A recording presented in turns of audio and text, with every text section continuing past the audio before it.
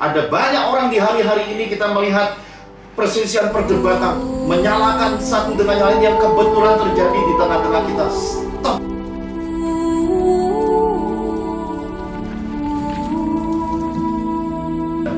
Kekeliruan-kekeliruan yang terjadi, perselisihan-perselisihan yang jadi, perdebatan-perdebatan yang jadi hanya melelahkan kehidupan iman, saudara.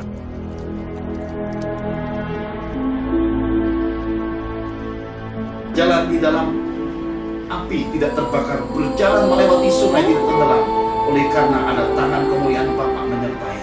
Penyertaan itulah yang harus kita miliki dengan memakai pikiran perasaan Yesus pada tahun ini, pada masa pandemi ini, pada masa kesulitan ini, supaya semua kita satu dengan yang lain, seia sekata punya roh sepakat berdoa. Karena doa orang sepakat besar kuasanya, doa orang benar satu dengan yang lain saling menopang doa. Waktu-waktu pandemi ini akan cepat berakhir, dan semua krisis kesulitan hidup ini akan segera berakhir.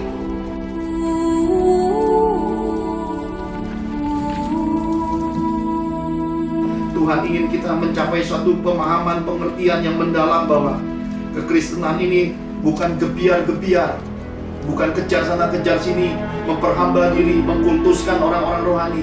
Kekristenan ini bicara tentang kematangan manusia roh kita, di mana Yesus di dalam kita semakin besar, dan kemudian apa yang besar di dalam kita ini muncul bersinar terang, shining of the glory of the Jesus Christ itu keluar jadi tindakan sehari-hari dalam kehidupan kita. Mari kita sadari keadaan ini.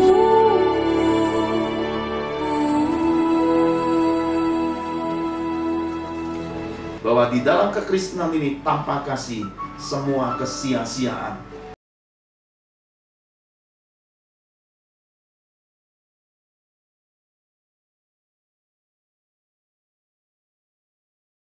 Menemukan satu pintu gua yang ukuran besar adalah 3 gua kemuliaan, itu satu ukurannya dengan satu gua yang saya temui di belakangnya. Gua itu tidak berwarna, warnanya hitam putih, nggak ada warnanya sama sekali, tidak ada daya tariknya. Dan ketika masuk ke sana, saya menemukan, saudara, ada aroma-aroma. Saya tidak tuliskan karena pandangan istri saya saat itu terlalu jorok dan nanti tidak jadi berkat. Padahal saya mencium aroma-aroma bau kotoran, tai, saudara, bau kotoran manusia. Saya cium itu, saya berkata, Tuhan, tidak salah saya masuk gua ini. Tuhan berkata, disinilah jawaban dan kunci dan kebenaran kekristenan itu ada. Saya tidak bisa mengerti semua itu, cukup lama. Sesudah kematian istri saya perlu waktu 3,5 tahun lagi sebelum saya memahami semuanya itu. Apa itu? Ketika saya membuka pintu kamar rumah saya, di mana kedua orang tua saya ada, yang saat itu mama saya sedang terbaring sakit. Ketika saya buka, saudaraku, aroma bau kotoran tahi, bau air kencing itu masuk. Lalu Roh berkata saat itu, ini jawabanku atas pintu gua kasih itu, nak. Bahwa di dalam kekristenan ini tanpa kasih semua kesia-siaan. Dan saudara harus menyadari bahwa kasih itu bukan sebatas kata. Kasih itu adalah tindakan yang murni, tindakan yang tulus, tindakan yang terpuji, tindakan berbakti, tindakan yang memuliakan Tuhan. Dan saya melayani mama saya sampai dimensi titik akhir. Ketika pengobatan itu, saudara, Tuhan izinkan terjadi. Saya hampir menjual rumah saya, saudara. Dan saya berkata, apa yang ada padaku adalah kemuliaan untuk Tuhan. Saya mau jual, tetapi Tuhan berkata tidak. Karena masa-masa itu tiba-tiba Tuhan mengirimkan pertolongan lewat ambulan dinas kesehatan, Pemda DKI, lewat BPJS untuk cuci darah gratis, dapat menyambung lagi umur mama saya 6 bulan jalani pengobatan sebelum akhirnya menghembuskan nafas terakhirnya. Itu yang terjadi, saudara. Bakti. Tuhan ingin kita berbakti, saudara. Tuhan ingin kita mencapai suatu pemahaman, pengertian yang mendalam bahwa kekristenan ini bukan gebiar-gebiar, bukan kejar sana kejar sini, memperhamba diri, mengkultuskan orang-orang rohani. Kekristenan ini bicara tentang kematangan manusia roh kita, di mana Yesus di dalam kita semakin besar, dan kemudian apa yang besar dari dalam kita ini muncul bersinar terang, shining of the glory of the Jesus Christ itu keluar jadi tindakan sehari-hari dalam kehidupan kita. Mari kita sadari keadaan ini, saudara. Dan oleh Roh juga dipesankan kepada saya untuk meralat kesalahan dalam memandang karunia-karunia Roh. Ini bagian penutup yang saya bisa sampaikan, ada dua dimensinya. Yang pertama, Matius 7 ayat 21 sampai 23. Matius 7 ayat 21 sampai 23. Bukan setiap orang yang berseru kepadaku, Tuhan, Tuhan, akan masuk ke dalam kerajaan sorga, melainkan dia yang melakukan kehendak Bapakku yang di sorga.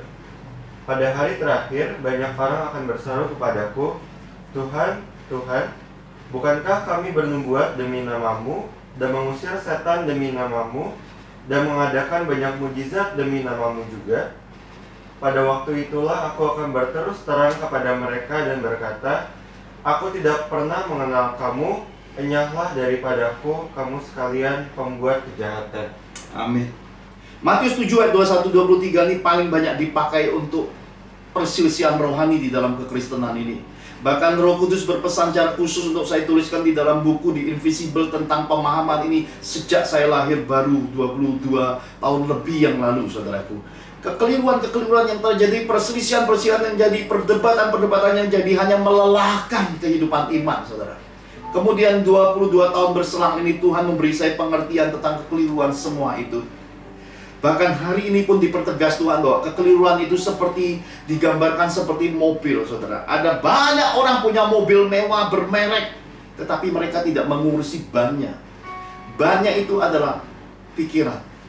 Ada banyak orang jalan di dalam kekristenan, kemegahannya, dengan denominasinya, dengan kebanggaannya, dengan rasa kepemilikan kekristenannya. Mereka jalan-jalan tapi bannya mereka tidak pernah rawat. Pikiran, perasaan Kristusnya mereka tidak pernah tempatkan sebagai perawatan iman, perawatan mentalitas, perawatan moralitas hidup mereka.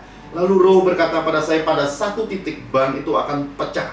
Kalau pecahnya pada lingkungan yang mendukung, cepat ditambal, cepat diganti. Tapi kalau ban itu pecah pada suatu tempat dan keadaan dan masa yang mencekam, siapa yang bisa tolong? Kekristenan tidak bisa tolong. Karena itu Tuhan berkata, pikiran perasaan Yesus perlu terus diasah, dibentuk, didewasakan di dalam kekristenan ini. Ada banyak orang di hari-hari ini kita melihat perselisihan, perdebatan, menyalahkan satu dengan yang lain yang kebetulan terjadi di tengah-tengah kita. Stop, berhenti. Mari miliki pikiran perasaan Yesus. Jangan menghakimi, jangan memadamkan roh bahwa kesalahan yang terjadi, yang Tuhan juga izinkan terjadi itu, sudah berhenti sampai titik itu. Kita doakan, tidak usah lagi kita perberat dengan berbagai hal-hal yang melukai, mendukakan roh, memadamkan roh. Terkesan bahwa karunia-karunia itu salah. Tuhan tidak pernah mengizinkan penyakit. Tuhan tidak pernah gagal. Semua kita tahu itu, tetapi manusia tidak sempurna. Mungkin ada kekeliruan di dalam kekristenan ini karena faktor manusia. Tetapi jangan sampai kesalahan-kesalahan kecil yang ada pada diri sisi manusiawi kita, lalu kita menyalahkan kitab suci, lalu kita mempertanyakan Tuhan, lalu kita mulai mendukakan roh, memadamkan roh, dan kemudian kita mulai membenci orang-orang yang berkarunia. Stop. Itu penyesatan setan di balik apa yang terjadi hari ini, saudaraku. Berhenti. Yang harus kita kerjakan hari ini adalah maintain pikiran perasaan Yesus di dalam hidup kita. Apapun denominasi gereja kita, apapun kebanggaan kita dalam kekristenan ini, pikiran perasaan, yaitu ban mobil saudara, saudara harus rawat terus. Saudara harus ingat dan harus pelihara, harus lihat itu terus. Supaya apa? Supaya roh itu tidak padam. Supaya perjalanan ini sampai dimanapun berada, tetap perjalanan hidup yang berkualitas, saudaraku. Dan Tuhan pesankan kepada saya secara jelas sekali bahwa mari stop, berhenti menghakimi. Bukan karena Corona, COVID-19 lebih sakti dari pengurapan. Bukan karena setan bisa menembus kumpulan orang-orang rohani. Karena sedikit saudara-saudara seiman kita terkena penyakit ini, lalu kita mulai berdebat sana sini. Stop, saudara. Sudah tidak waktunya seperti itu. Berhenti memiliki roh Drusilla. Berhenti memiliki sifat-sifat kerdil seperti itu. Berhenti dari semua itu. Kita mendoakan mereka, karena mereka saat ini mengalami itu.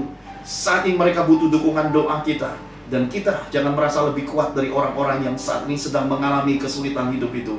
Karena segala sesuatu di tahun 2020 ini bisa terjadi dadakan. Siapapun Sekali lagi saya tegaskan, siapapun tidak ada yang kebal terhadap roh maut ini, kecuali kepada mereka ada kasih karunia Yesus yang luar biasa, hingga ketika mereka berjalan 1000 rebah di kirinya, 10.000 jalan rebah di kanannya, dia tetap berjalan. Berjalan di dalam api, tidak terbakar. Berjalan melewati sungai, tidak tenggelam. Oleh karena ada tangan kemuliaan Bapa menyertai. Penyertaan itulah yang harus kita miliki dengan memakai pikiran perasaan Yesus pada tahun ini, pada masa pandemi ini, pada masa kesulitan ini, supaya semua kita satu dengan yang lain, seia sekata punya roh sepakat berdoa. Karena doa orang sepakat besar kuasanya. Doa orang benar satu dengan yang lain, saling menopang doa. Waktu-waktu pandemi ini akan cepat berakhir, dan semua krisis kesulitan hidup ini akan segera berakhir.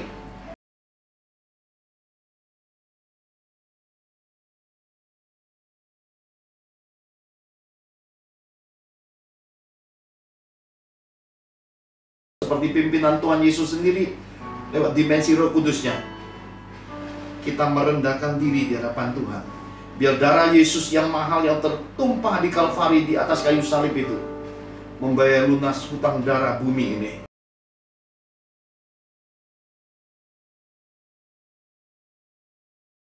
Dia tidak menyerah. Kenapa April dan Mei 2020 ini semua kita merendahkan diri, berdoa dan berpuasa, seluruh suku, kaum, bahasa, dan agama, bahkan bukan hanya rakyat Nusantara, bahkan bangsa-bangsa diminta Tuhan untuk merendahkan diri, berdoa dan berpuasa.